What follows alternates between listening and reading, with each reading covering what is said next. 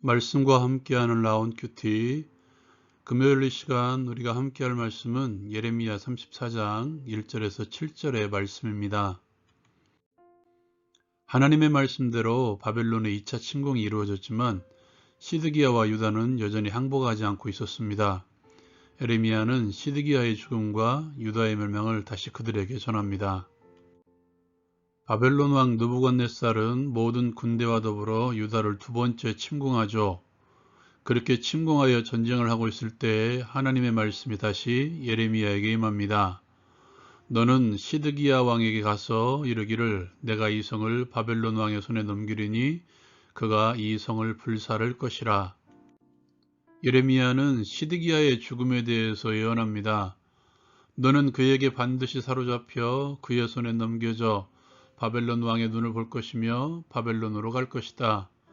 그러나 너는 칼에 죽지 아니하고 평안히 죽을 것이며 사람들이 내 선왕들에게 분향하던 것 같이 내게 분향하며 너를 위하여 애통하기를 슬프다 주여 하리니 이는 내가 말하였음이라 라고 하나님의 말씀을 전합니다.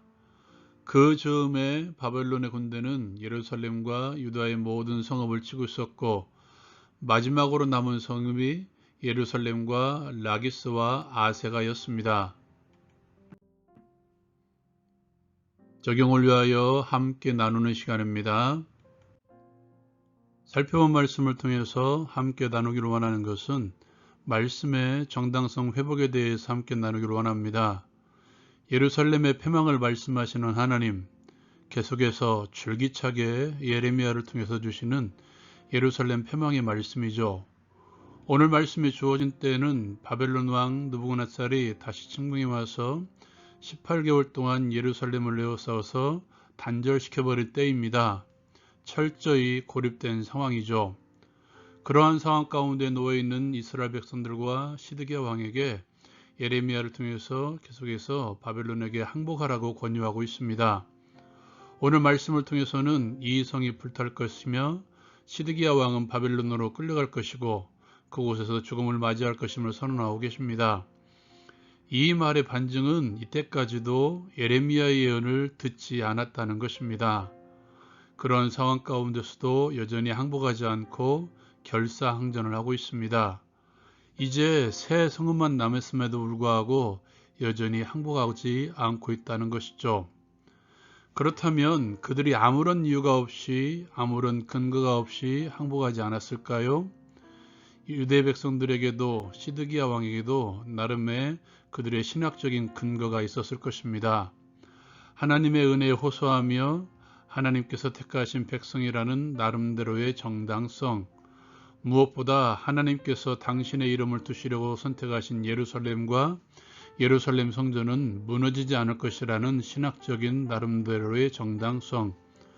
문제는 이런 것들에 가리어서 지금의 자신의 상황, 하나님의 성전은 있지만 실제 하나님에게서 멀어져 가고 있는, 그래서 하나님의 뜻을 깨닫지 못하고 있는 자신들의 상황을 보지 못하고 있다는 것입니다. 눈에 보이는 현실마저도 인정하지 못하는 자리에까지 서서 하나님의 뜻을 전하고 있는 예레미야마저도 거짓 선지로밖에 보이지 않았을 것입니다. 우리는 곧잘 편협한 말씀 해석과 적용을 많이 합니다. 하나님의 말씀은 변하지 않고 항상 그 자리에 있죠. 그리고 우리의 상황은 시시각각 변하고 있다는 것입니다.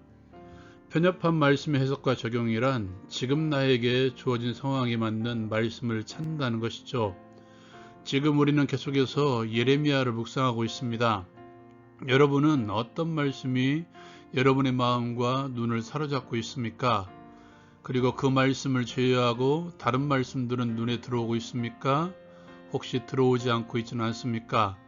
아니 여러분, 그 모든 말씀이 다 여러분의 눈에 들어와야 됩니다.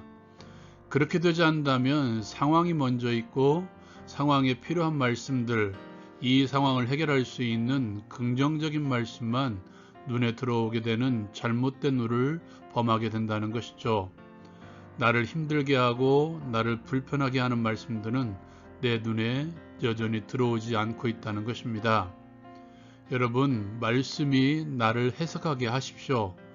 말씀이 나의 상황을 해석하게 하십시오. 설사 나의 상황에 전혀 의미 없는 순종을 요구하는 말씀이라도 그 말씀이 먼저여야 됩니다.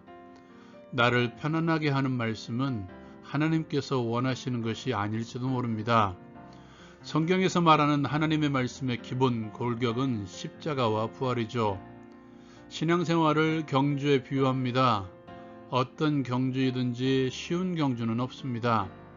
그렇듯이 어떤 신앙의 경주이든지 편하게 할 수 있다는 것은 어불성설이라는 것입니다. 여러분, 편안이 아니라 하늘의 평안을 추구하십시오. 나의 상황의 해결이 아니라 하나님의 말씀을 어떻게 나의 삶에서 드러낼 것인가 고민하십시오. 나의 삶을 정당화하려고 말씀을 찾는 것이 아니라 말씀이 나의 삶에서 정당화되어야 됩니다. 하나님의 말씀이 나의 삶에서 이루어지는 삶을 쫓을 때 말씀이 육화되어 나를 말씀의 사람으로 바꾸어 줄 것입니다. 적용을 위한 기도의 시간. 나에게 필요한 말씀만을 찾지 않게 하옵소서. 하나님께서 나에게 주시는 모든 말씀이 나의 삶 가운데에서 정당화되게 하옵소서.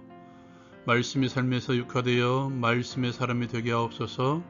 말씀 그대로 받아들임으로써 나의 삶에서 하나님의 말씀이 정당화되게 하옵소서. 예수 그리스도의 이름으로 기도드립니다. 아멘. 오늘도 신앙의 경주를 하고 있는 동역자 여러분, 경주의 길을 안내하는 유일한 지도서는 하나님의 말씀입니다. 말씀대로 경주함으로써 오늘도 승리하시길 기도합니다. 라온 큐티 마치겠습니다.